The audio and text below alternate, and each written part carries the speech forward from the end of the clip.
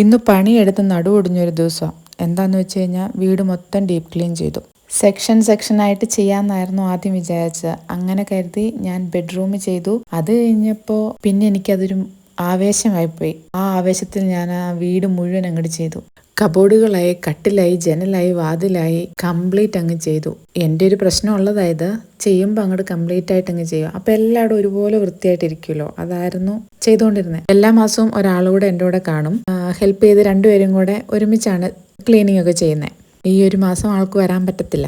അല്ലാത്ത സമയങ്ങളിൽ നമ്മുടെ റോബോ പീലിയാണ് ഇത് ചെയ്യുന്നത്. എന്നാലും നമ്മൾ മാസത്തിൽ 1-2 തവണ ഡീപ്പ് ക്ലീൻ ചെയ്യണം. റോബോനെ കൊണ്ട് പണിയെടുപ്പിക്കുന്നതിനും ഇല്ലേ ഒരു പരിധി. അതുകൊണ്ട് എന്ത് പറ്റി, ഈ ദിവസം പകലിരുന്ന് തീർക്കാൻ പറ്റുമായിരുന്നു ഈ ബ്ലൗസിൻ്റെ വർക്ക്. രാത്രി 1-1:45 വരെ ഞാൻ കുത്തിയിരിക്കേണ്ടി വന്നു. നാളെ രാവിലെ 10 മണിയാകുമ്പോൾ ഇത് കൊണ്ട് കൊടുക്കണം. ആ ക്ലീനിങ് അങ്ങ് ചെയ്യണം എന്നുള്ള തോന്നൽ വന്നു കഴിഞ്ഞപ്പോൾ പിന്നെ അത് ചെയ്യാതെ പറ്റാണ്ടായി.